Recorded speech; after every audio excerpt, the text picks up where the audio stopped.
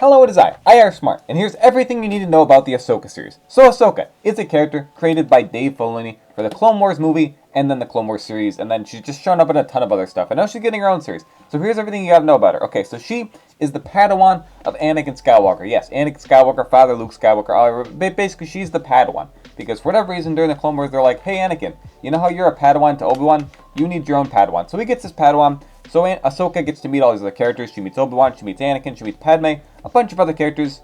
Then there's this character called Captain Rex. They become really close because, you know, they're both fighting alongside each other in the Clone Wars. Captain Rex is the clone captain of the 501st, which is Anakin Legions of Clones, and that's who Ahsoka fights with. She fights all the droids alongside them. So yada yada, the Clone Wars drags on. Ahsoka fights through pretty much the whole thing and grows and changes as a character and becomes less annoying over time. She's really annoying when she's first introduced, but she just goes through a lot of growth and she's just becomes a fan favorite character. However, towards the kind of end, middle-ish of the Clone Wars, she gets accused of murder by the Jedi Order. They're like, yeah, you killed this person. And she's like, no, I didn't. And she's like, well, we think you did. And we don't really trust you for some reason. Anyway, then they're like, oh, hey, sorry, Ahsoka. It turns out you were actually innocent. And we thought you were guilty. Sorry about that one. Do you want to come back to the Jedi Order now? And she's like, no, screw you guys. And she leaves. And then Anakin's all sad because she left. And everyone's sad because Ahsoka left the Jedi Order and she's not a Jedi anymore. So she's still a Force user, just not a Jedi. Anyway, she kind of drifts around for a bit until she gets a phone call from Bo-Katan who's like, hey, want to help me retake Mandalore? This Darth Maul guy, who, in case you didn't know, that he's alive.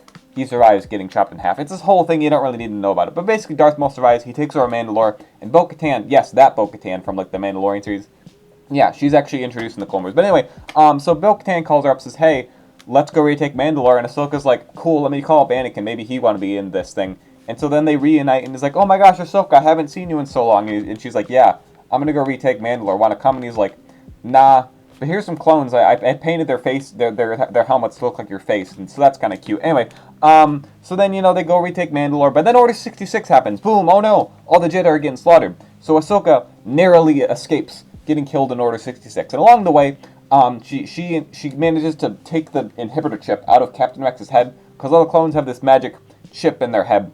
It makes them do Order 66, but she takes it out of his head, and so then they escape, and then they go into hiding. And so then nothing really happens for a couple years, until eventually Ahsoka joins a band of rebels.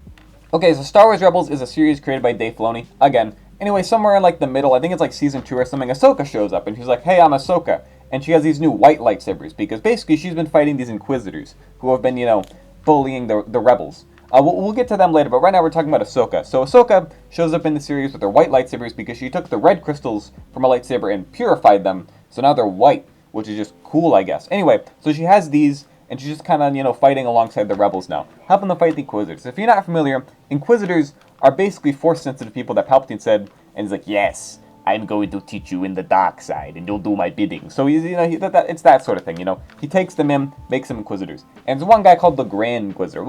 Basically, you may remember him from the Kenobi series and just the Inquisitors in general. The Kenobi series kind of sucked, but you've probably seen them. If you've only watched live-action series and you haven't seen the animated stuff, you're probably familiar with Inquisitors, but they go in more depth in the Rebel series. Anyway, I think it's time to introduce you to the Ghost Crew. This is the crew of Rebels from the Rebel series. You're going to need to know at least a couple of these guys. So first off is Hera. She's a Twi'lek pilot, and yeah, she's kind of the leader. She eventually becomes a big leader in the Rebel Alliance overall, but she's the leader of the crew. She gets really close with this guy named Kanan, a Jedi survivor who survived Order 66, and who's just been living in hiding, but he's joined the fight against the Empire. And he also defeats the Grand Inquisitor in a fight they have. I mean, the Inquisitor just kind of like lets go and falls into a pit, but to be fair, Kanan did actually defeat him with the help of Ezra. We'll talk about Ezra later, but now we're just talking about Kanan and Hera. They're kind of like a thing, but then they like actually become a thing at the end of the series. Because basically Kanan gets blinded by one of the Inquisitors, like his eyes just get chopped off, and so then he's just blind, but this only makes him more cool. Anyway, then he like sacrifices himself, and then Hera's like, oh no, I loved him, we had a relationship, and it was so sad, it was actually very sad. But then the weird thing is it's revealed that like Hera was pregnant with Kanan's kid, which is like, when did they have time to do that? Like what? The series never explains this, it's always something about it, but regardless, so Hera has a kid, we kind of see that he's going to be in the Ahsoka series. Thankfully, they redesigned him because this is the ugliest kid I've seen in my entire life.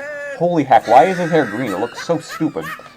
So thankfully, according to this Lego set, he doesn't have green hair anymore. So that's nice. So anyway, just ignoring how, trying to figure out how human and Twi'lek sex works. We're not gonna worry about that. We're also not gonna worry about when they had sex. We're just moving on. Right, the rest of the Ghost crew.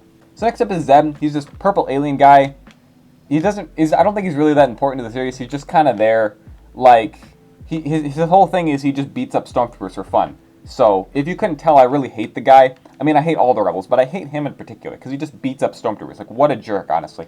Then there's Chopper, a droid who has a ridiculously high kill count. Like, a surprisingly high kill count. For how small of a droid he has killed so many people, directly and indirectly. Like he's an actual psychopath. He's just crazy. He's actual, like, menace to society. This droid is just awful. Like, people love him, because he just is crazy. Anyway, then also Captain Rex joins them, but he's all old and has a beard now, because clones have accelerated aging, in case you didn't know. They grow really fast.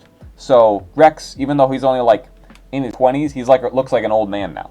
Okay, so next up is Sabine. She's also gonna, we see her in the trailer, she's gonna be a big character in the series. Basically, she's part of the crew, she's a Mandalorian, but part of the Mandalorians that are okay with taking their helmet off, not the weird Mando cult where they're like, this is the way. She's part of the regular Mandalorians, like Bo-Katan and all of them, okay?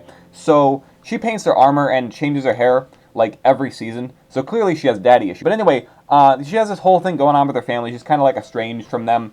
And then she, like, eventually goes back to Mandalore because the Empire is trying to take over Mandalore. And then the rebels are like, we gotta help out the Mandalorians. And Sabine's like, yeah, we need to help out the Mandalorians.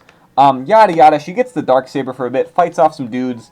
I don't really remember how it all went, but it's not really important. So, basically, all you really gotta know is that she had the Darksaber for a bit, gave it to Bo-Katan, and then now we're just getting into Mandalorian Season 3 territory. That's a different show. All you really gotta know about Sabine is that she is very close with Ahsoka now, at the end of the series, and we don't really know much about their relationship between, like after the Rebel series ends. I'm assuming that the Ahsoka series is gonna talk about that. All you really gotta know is that Sabine, she's a Mandalorian, she knows Ahsoka, and she's one of the rebels. It kind of looks like, based on the trailers, that Sabine's being trained in the Force. Not really sure if she's Force sensitive. She might just be wielding a lightsaber.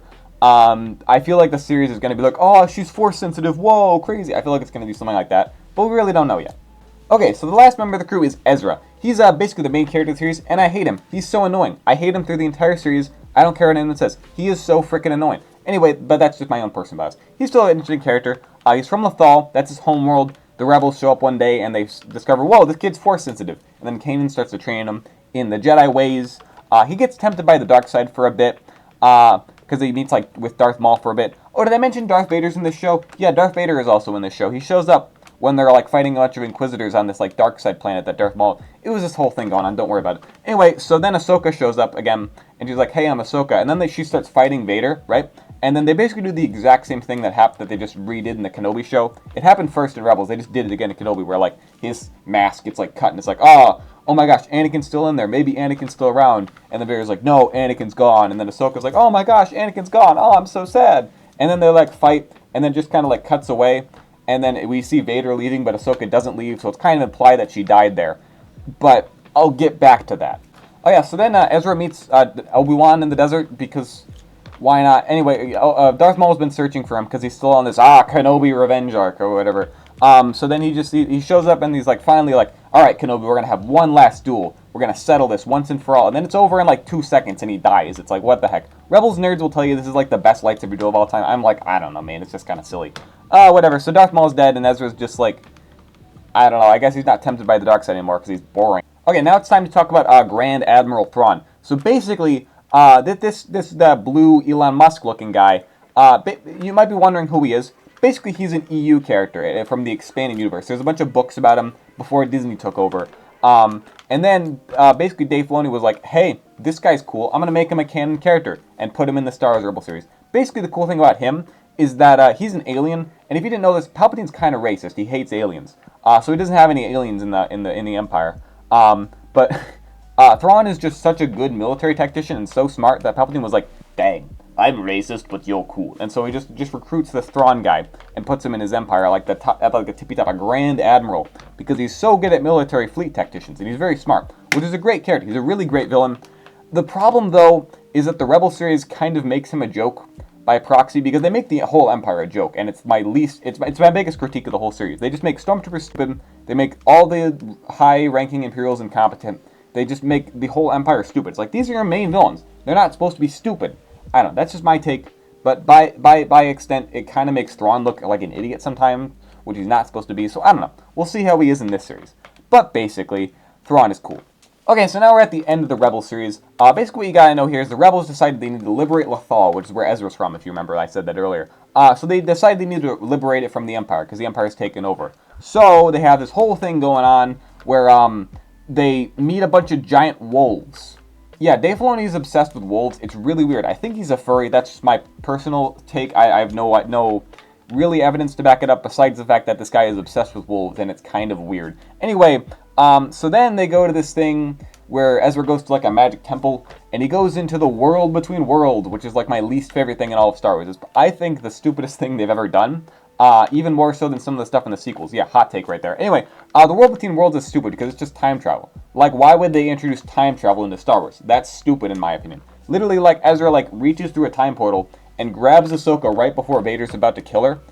Great, now we have time travel in Star Wars. We literally use time travel to save Ahsoka from death. Now you could be like, oh, that was always what was going to happen. Shut up, I hate that. Time travel is stupid and I hate it because it just creates so many problems. Anyway, so this time travel in Star Wars World Between Worlds is probably going to come up in the Ahsoka series somehow, just based on the whole art of the show. It kind of looks like the design of how the World Between Worlds works.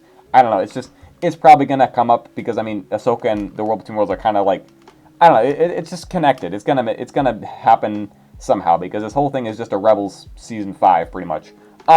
So they do that, and then they just drop the whole idea. They just, like, never mention it for the rest of the series. And it hasn't been mentioned in Star Wars until the Ahsoka series, where it's probably going to get mentioned. So it's weird.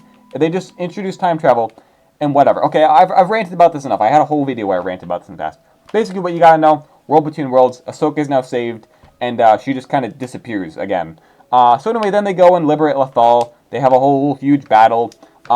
A ton of Imperials, like, get blown up and killed, and it's celebrated, and I'm like, what the heck? I'm so offended right now. Anyway, so then Thrawn's up in his Star Destroyer, and he's like, heck yeah, I'm gonna take out these rebels once and for all, and then Ezra shows up and is like, not so fast, I have giant space whales on my side. Don't question it. I can't even be bothered to explain it at this point. There's giant space whales, they like, attach on the Thrawn ship, so Thrawn and Ezra just go disappearing into hyperspace. So that's weird. So anyway, since Thrawn is back in the Ahsoka series, as we can see, this means that Ezra, too, is probably back. So I think a big part of the series is going to be trying to figure out, hey, where the heck's Ezra? You know, trying to figure that out, and how Thrawn got back. So I think that'll be a big thing in this series coming up. So that's just another thing you gotta know. Thrawn and Ezra disappeared for pretty much the entirety of the original trilogy, and then now after the original trilogy, when the Ahsoka takes place, is when they just reappear. So, okay. Okay, so that is everything you gotta know before the Ahsoka series. It premieres tomorrow, on Tuesday, what is it, 29th of August. They moved it up a day for some reason. It premieres on the 29th of August at 9 p.m. Eastern Time. I don't know what time that is for you. You live in different time zones, probably. Anyway, so that's when they moved it to now. It's the first 2 episodes are gonna premiere because they like to do that for some reason. If you couldn't already tell, I'm pretty cynical towards the series and just the Star Wars Rebel series overall. I'm not a big fan. I'm an Andor believer, where I prefer stories that are really character-driven and not just, wow, look at this character coming back. Isn't that so cool? Don't you like this character from this other series? It's just really annoying to me. So I think the Ahsoka series is going to be pretty bad, but like fun bad. Like I'm really looking forward to it because I think it'll be so stupid that it'll be enjoyable. But in case you're one of those people who actually think it's going to be really good, go ahead. I'm here for it. If you're going to, go ahead, enjoy the series. I hope this recapped for some of you. I mainly made this video for people like my dad who just haven't watched the animated series because they're kind of long. And if you've only watched, like, you know, The Mandalorian and stuff like that, you're really only going to know Ahsoka from, like, that one episode she was in. So I felt they needed to make this. There's a lot of people who might be confused, might just want to recap. I hope I did my best to recap this in a fun and entertaining way for you, okay? So that's my recap of everything you got to know about Ahsoka. Okay, that's it. Bye.